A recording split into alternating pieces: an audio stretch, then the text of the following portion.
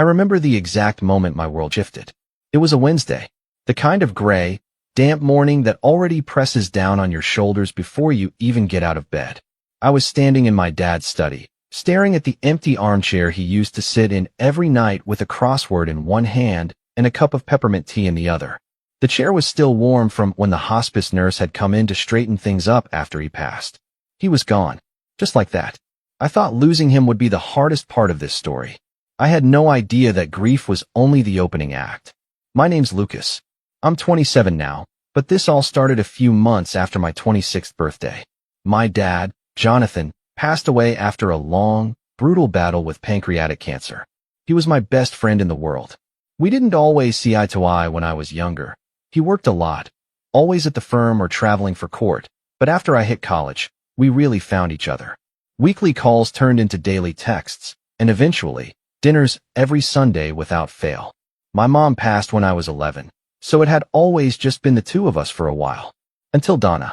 She was something else. Blonde, sharp-featured, always dressed like she was on her way to a garden party in the Hamptons, even if she was just going to the post office. I first met her when I came home from my junior year of college, and I'll never forget the way she looked me up and down like I was a stray dog on her lawn. "So you're the infamous Lucas," she said, flashing one of those smiles that somehow made her eyes colder, not warmer. "Your father talks about you constantly." I was beginning to think he was exaggerating. That was her idea of a compliment. They married a year later. Quick, quiet, no real ceremony. I wasn't invited, which apparently was a mistake due to some lost email. Dad swore up and down that Donna thought I couldn't make it. I let it go because, well, he was happy. And after years of being alone, he finally smiled again. And that mattered more than whatever weird tension Donna insisted on radiating like it was her personal cologne. Still, something always felt off. She never really got involved in our Sunday dinners, and when she did, she'd chime in with passive-aggressive jabs. Like the time I brought over an old photo album and she scoffed. "Ah, the shrine. He's always so sentimental about the past." Or when she learned I was working on a nonprofit project and said, "You're still doing that little passion thing. Must be nice not to have real bills." Dad always gave her a look, soft, warning, maybe even a little embarrassed, but never said much. And I never pushed. Because again, he was happy. Or so I thought. Things changed when the diagnosis came. Suddenly, I was around more. Appointments, meal planning, coordinating visits with doctors. I worked remotely for weeks at a time to stay with him. Donna was always busy. Book clubs, brunches, spa days. She was there, technically, but emotionally, checked out. She'd flit through the house like a guest in a hotel, always sighing as if the air itself bored her. One afternoon, I was helping Dad get into bed after a particularly harsh chemo session. He grabbed my wrist, held it tight. "Lucas," he said, his voice thinner than I'd ever heard it. "There's a folder in the safe. Behind the records. It's for you. Don't let her talk you out of reading it." He didn't say what was in it, and he didn't have to. That was Dad for you. Never direct, always a puzzle to solve. A week later, he was gone. The house went quiet in the kind of way that eats at your ribs. Donna didn't shed a tear. Not one. She wore black, sure. Played the part. Even gave a short speech at the memorial. "He was a great man," she said, voice trembling just enough to seem believable. "And he loved this family, his new family." I was sitting in the second row, gripping the chair so hard my knuckles turned white. Because I knew, those words weren't for me. They were for the crowd. For the show. Donna always knew her audience. After the service, people lingered around the house, offering casseroles and awkward hugs. Donna floated through them like a queen in mourning, nodding graciously. I was in the kitchen when she finally cornered me. "We should talk," she said, sipping a mimosa like it was just another Sunday. "About the estate. I know you probably assumed there'd be something left for you, but, well, John and I made some decisions before he passed." She smiled. Not kindly. "Everything is coming to me. The house, the savings, the business stake. It's all in my name now." I blinked. "What?" She placed a manicured hand on my arm like she was consoling a toddler. It was nothing personal. But Jonathan and I agreed that he needed someone who could really manage things. "You're idealistic, Lucas. Sweet, but not exactly the practical type." Then she tilted her head, voice dropping to a whisper. "Besides, he told me something, just between us. He said you were always a bit of a regret, that he wished he'd done things differently, that maybe having you young held him back. I couldn't breathe.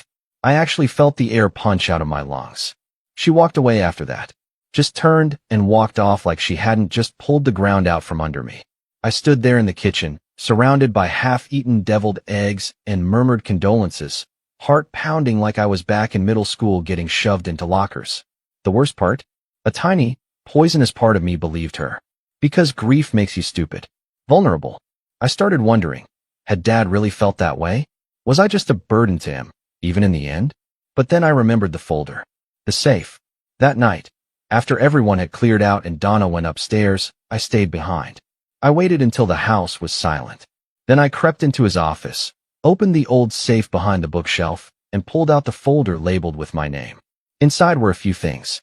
A handwritten letter, a copy of the will, some documents, and a photo of me and Dad fishing when I was 9, both of us grinning like idiots. In the letter, Dad wrote about how proud he was of me, how much he admired the work I was doing, how he wished he'd said it more. My hands shook as I turned to the copy of the will, and that's when I noticed something strange. The signature at the bottom didn't match the one I'd seen earlier. The copy Donna had shown me after the funeral. Hers had a slightly different date. A Messier signature, not Dad's usual sharp penmanship. It was subtle, almost like he'd signed it while sick. But this one was clean, clear, dated months before his condition worsened. And that's when my gut twisted. Donna's copy wasn't just different, it was forged. I should have stopped there. I should have gone to the lawyer right away. But something in me snapped awake. This wasn't just about the will anymore. It was about everything. The way she'd frozen me out. The way she tried to erase me from my own father's legacy. The way she stood in the kitchen and told me I was nothing but his regret. So I made a decision. I was going to play the long game. Let her get comfortable. Let her think she'd won. Because Donna had no idea that I wasn't the only one who had seen that will. And she definitely didn't know I had already started recording. The day after I found the real will, I drove home with my head spinning. I didn't tell anyone. Not yet. Not even my girlfriend, Mia, who had been gently nudging me to talk to someone about how cold Donna had been after the funeral. Something about it all made me want to hold it close to my chest, just for a while. I didn't know who to trust yet. The original will left everything to me. Not just the house, but the business shares, his vintage car collection, even his annotated book collection. He didn't even mention Donna by name. Just a vague, my spouse, should she survive me, shall retain her own property. It was clear, unambiguous. My dad hadn't changed a thing since before he got sick. That meant only one possibility. Donna had created her version out of thin air. And the moment I realized that, something shifted in me. Anger, yes, but deeper than that. A kind of cold, focused clarity I hadn't felt since the day he was diagnosed. The next few weeks passed in a haze of forced politeness and quiet planning. I pretended to accept everything Donna said at face value. I kept showing up to the house, offering help with arrangements, bills, paperwork, anything she'd let me get my hands on. She seemed amused by my sudden obedience. Mistook it for weakness. Finally growing up, she said one afternoon, swirling wine at 2 p.m. like it was water. Your father always said you were soft. But maybe this loss made a man out of you. I smiled, said nothing. But inside, I was already lining up my next move. The lawyer, Mr. Grayson, was someone Dad had worked with for years. I called him under the pretense of wanting to thank him for handling the estate so professionally. We met at a quiet cafe in town, and I brought the folder with the original documents. His reaction was immediate. His hand froze halfway to his coffee, eyes scanning the signature on the second page like it had slapped him across the face. Lucas, he said slowly, this is the copy I drafted for your father nearly a year ago. The one he signed in my office. But the version Donna brought me had edits. I leaned forward. Edits? He nodded, rubbing his jaw. Language changes. More vague allocations. And the signature? Well, I thought maybe your dad was shaky that day. He wasn't doing well. He looked me dead in the eye. But this is clear, definitive, and notarized. He pointed to a seal in the bottom corner that Donna's version conveniently lacked. This is the valid will, Lucas, not the one she submitted. My hands clenched in my lap. Can we do something? Oh, he said, a faint smile playing on his lips. We're going to do a lot. But I wasn't ready to confront her yet. Not without knowing how far she'd gone. And the more time I spent around her, The more I realized this went deeper than a fake will. Donna was slowly dismantling everything my father built, everything he'd hoped I'd protect. She started selling his belongings. The first time I walked into the house and saw the framed photo of him and me on the boat missing from the mantel, I thought I was imagining things. Then the fishing rods vanished from the garage.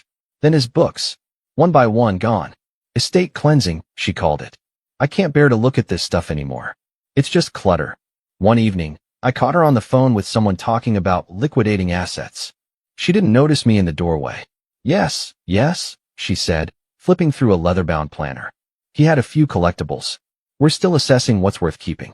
The house will go soon. Lucas? Oh, he's just visiting. I'm letting him get his closure. That night, I drove home shaking. She was planning to sell the house. My childhood home. The place where my mom used to read to me at bedtime. The garden my dad planted from scratch after she died. Donna saw it all as real estate. Numbers in a spreadsheet. It made me sick. I told Mia everything. The will. The forged signature.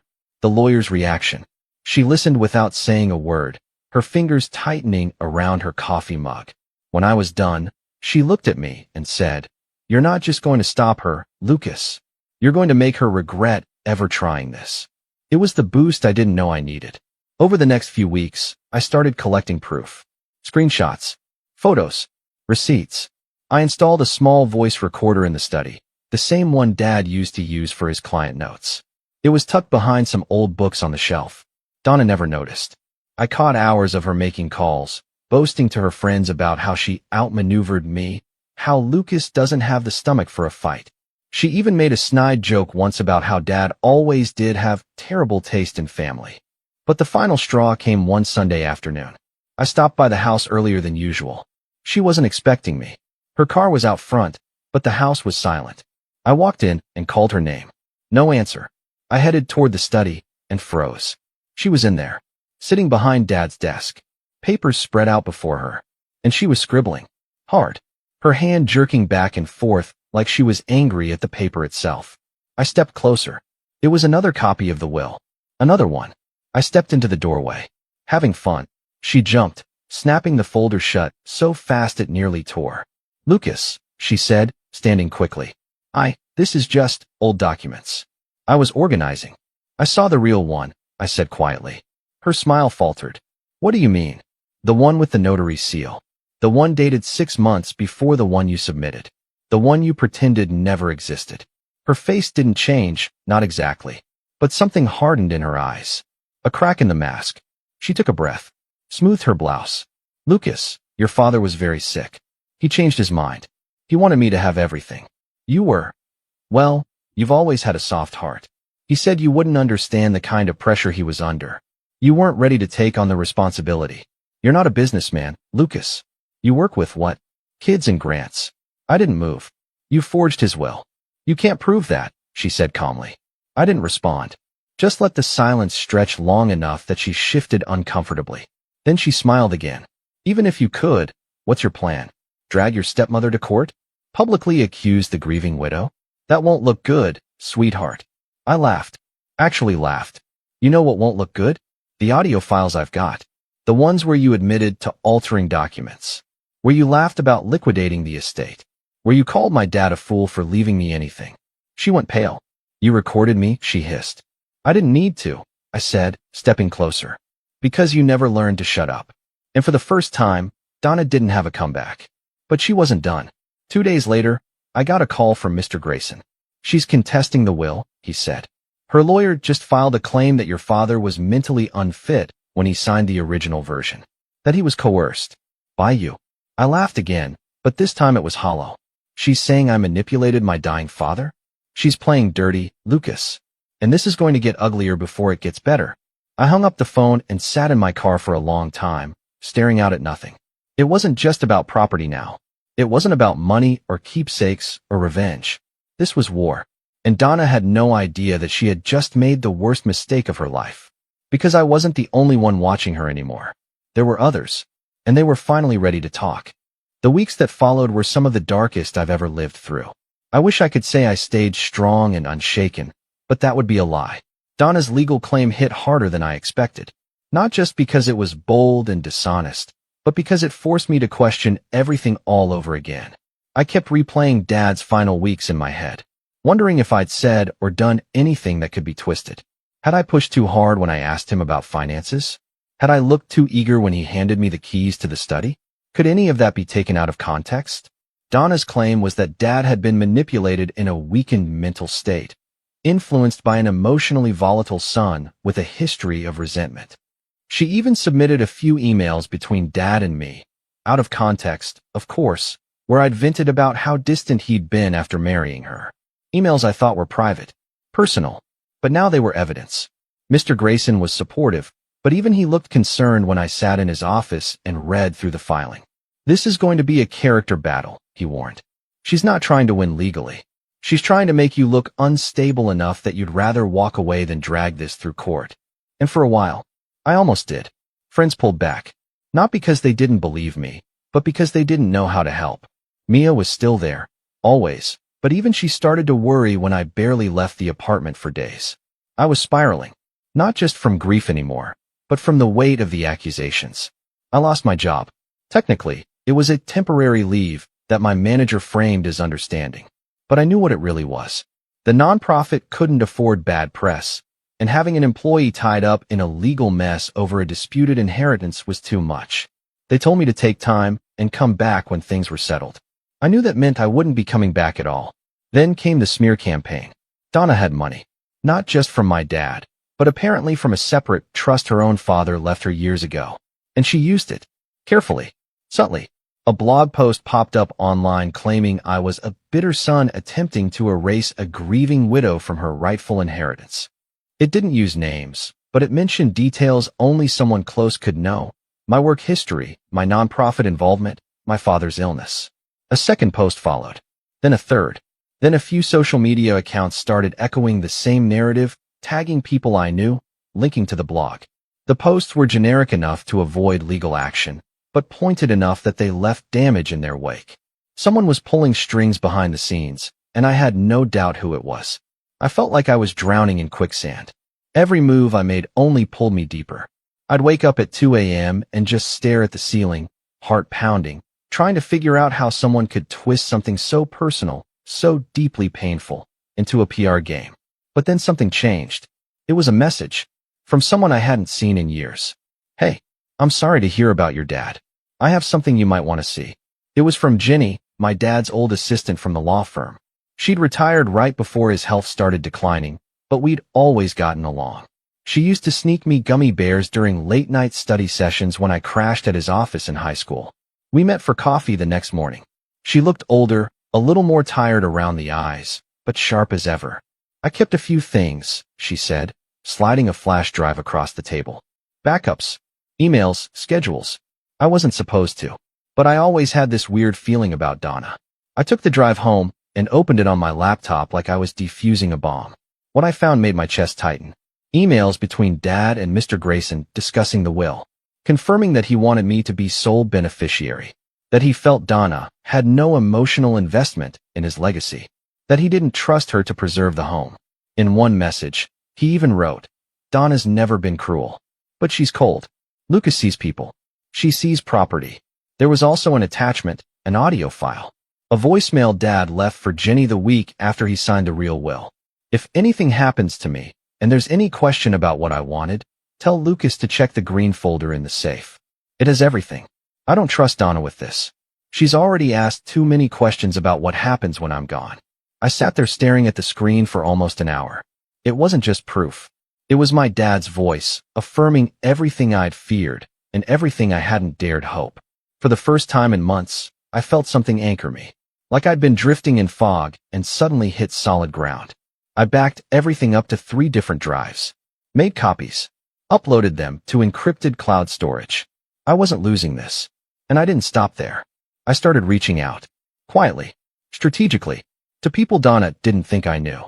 Her first husband, her former financial advisor, a few of her old friends from the country club days. Turns out, Donna had a pattern. Charm, marry, inherit, move on. She never broke the law, at least not on paper, but she left a string of deeply uncomfortable stories behind her. One woman, Claire, called me after I left her a message. "You're Donna's stepson? she asked. Her voice was dry, skeptical. Yes, Lucas. She's a vulture, Claire said immediately. She nearly ruined my cousin's life. Took him for everything. Gaslit him into thinking it was his idea. You're not the first, kid. But you might be the first to fight back. It felt like breathing clean air for the first time in weeks. From that point on, something lit up in me. A kind of quiet fury, but not the kind that burns out fast. The kind that sharpens. I started working out again. Small things. Push-ups. Jogging. Nothing fancy. But every drop of sweat felt like reclaiming something. I cleaned my apartment. Got a haircut. Updated my resume. Took freelance work where I could find it. Mia noticed the difference immediately. You're coming back to life? She whispered one night, curling into me on the couch. I missed this version of you. I smiled. I think I missed him too. Grayson filed a counterclaim. We submitted the real will. Attached the notarized version. The backup files. The audio message. Donna's team tried to suppress the voicemail, of course. Claimed it was emotional manipulation. But it was clear. Clearer than anything she had. I started getting more calls. People who knew my dad. People who hadn't believed Donna's version of the story. One of Dad's old partners offered me a consulting gig. Said he always admired how I handled myself during the illness. Another reached out to offer a character statement, should I need one. Jonathan talked about you constantly, he said. He loved that you led with empathy. He said he hoped you never lost that. It was the first time I cried in months. And through it all, Donna stayed silent. At least in public. Behind the scenes, she was scrambling. Filing delays. Changing lawyers. Reaching out to people I hadn't spoken to in years. Trying to dig up dirt. But she was late. I'd already done the work. Already fortified myself. And then came the letter. It arrived in a cream envelope with no return address. Tucked inside was a single sheet of paper. Typed. You think you've won. But you don't know who you're dealing with. Walk away, or I'll bury you. There was no signature. But the perfume clinging to the page was unmistakable. I showed it to Grayson. He nodded grimly. It's intimidation. Let's add it to the file. But I didn't need the law to tell me what that letter meant. It meant I was winning. Because Donna was scared. She had money, sure. Influence. But she'd built her life on smoke and mirrors. And now someone had turned the lights on.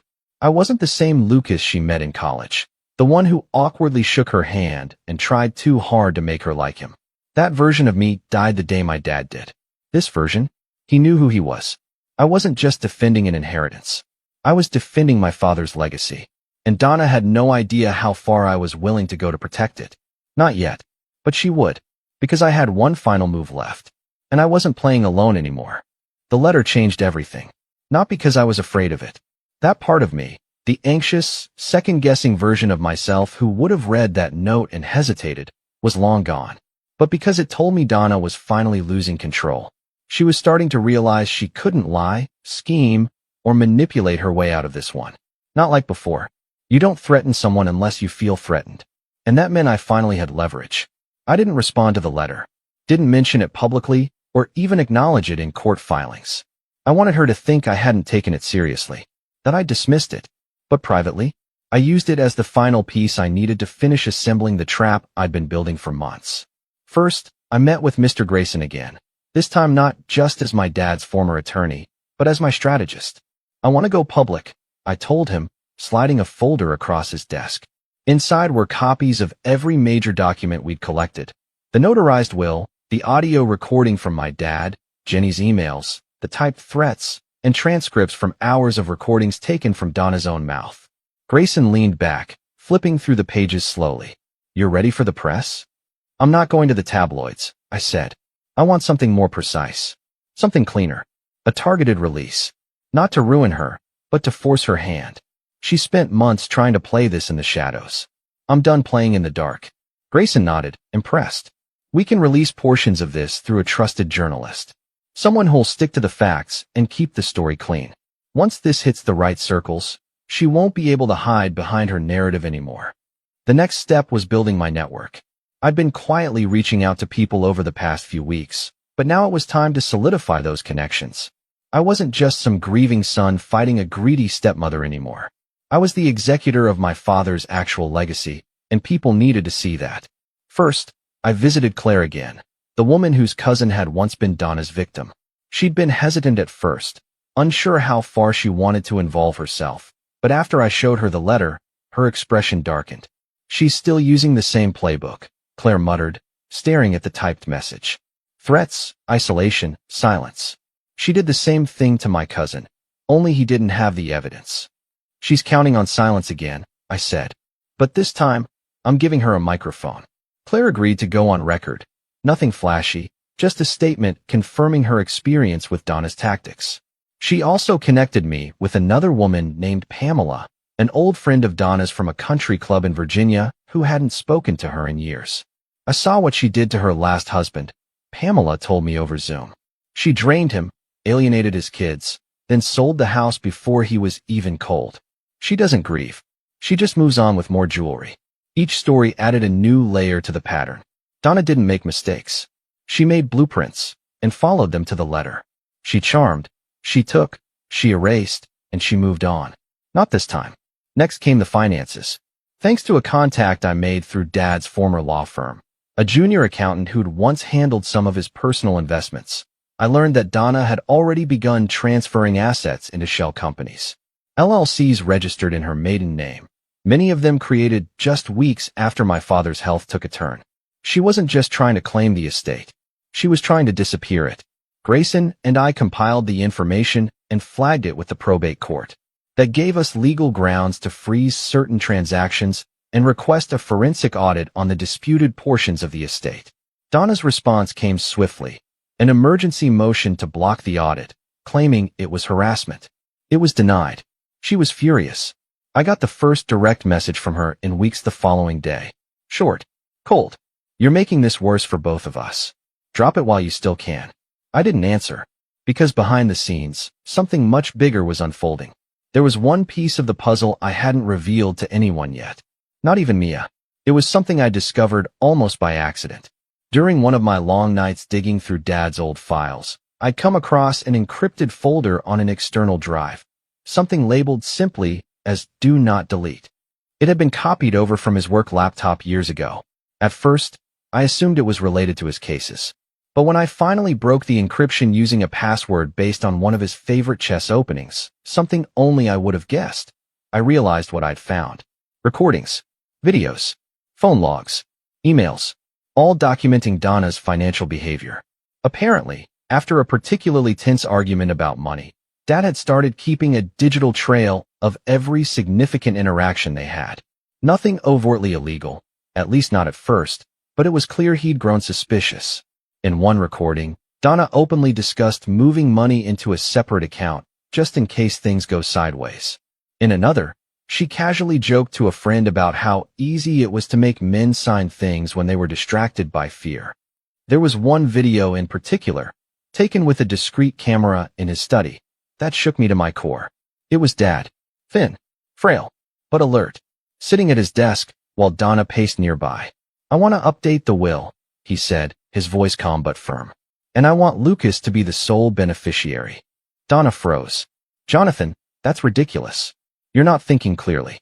"I've never been clearer," he replied. "You've made your priorities obvious. I won't be manipulated into leaving my son out of what I built." "You'll regret this," she snapped. "When you're gone, and that ungrateful brat sells everything." "I trust Lucas," he said. "I don't trust you." It was dated 2 days before the notarized will was signed. I transferred the footage to a separate drive and locked it in a bank vault. It was my checkmate, not just for court, but for public perception. If Donna tried to escalate, if she tried to turn this into a smear campaign or push for a settlement that stripped me of everything, this was my nuclear option. But I didn't want to use it yet, because something bigger was coming, and I wanted her to walk right into it. The next step was setting the stage. I called Mia and told her everything. Every document, every clip, every plan. She listened without interrupting, her eyes wide but steady. "You're really doing this," she said softly. "You're not just surviving anymore. You're fighting." I nodded. He trusted me with this. I won't let her erase him. She reached out and took my hand. "Then let's finish what she started." Together, we launched a small website, simple, clean, fact-based. A digital memorial to my dad, framed as a tribute but laced with subtle truths. We posted scanned copies of the real will, the notarized signature, quotes from character witnesses, and statements from people Donna had wronged in the past. We never mentioned her name outright, but anyone with a Google search could connect the dots. The site went viral in our circle within days. Law firms, journalists, former clients of Dad's, old friends. Suddenly, the story wasn't entitled Son Disputes Inheritance. It was Suspicious Widow Challenges Long-Standing Will, Family Seeks Truth. Emails poured in. Support, encouragement, tips, and one message that stopped me cold. I worked with Donna years ago. I have a copy of a will she tried to submit after her last husband died. It also had a forged signature. I've been too afraid to say anything until now. But if you need me, I'll testify. I forwarded the message to Grayson immediately. It was the final piece we needed. We now had precedent, pattern, and motive. All that was left was the trigger. Because the court date was finally approaching, Donna had gone quiet in the days leading up to it. No more messages. No more public claims. I knew that meant she was preparing something. A final card to play. But what she didn't know was that I was already holding the ace. She thought she'd buried me months ago, but I'd been building this grave for her the whole time. And now, it was almost time to lower her in. But not yet. Because there was one final twist left in the story. And even I didn't see it coming. The courtroom was smaller than I expected. It wasn't like the movies. No thunderous echoes, no dramatic gasps, no spotlights. Just muted wood panels, a tired ceiling fan clicking overhead, and rows of creaky benches half filled with strangers, some reporters, some friends of my father's, and a couple of people I didn't recognize but suspected had ties to Donna's past. Mia was there too, sitting quietly behind me, her hand resting gently on my shoulder like an anchor. Donna walked in flanked by two attorneys. She was dressed in black again, though this time, the look didn't say grieving widow. It said corporate defense. Her hair was swept up in a severe bun, makeup understated but deliberate. And for the first time since this all began, she didn't look at me. Good. Because if she had, she might have seen what was coming. Judge Halpern was presiding. A quiet, deliberate man with a reputation for patience and a brutal intolerance for lies.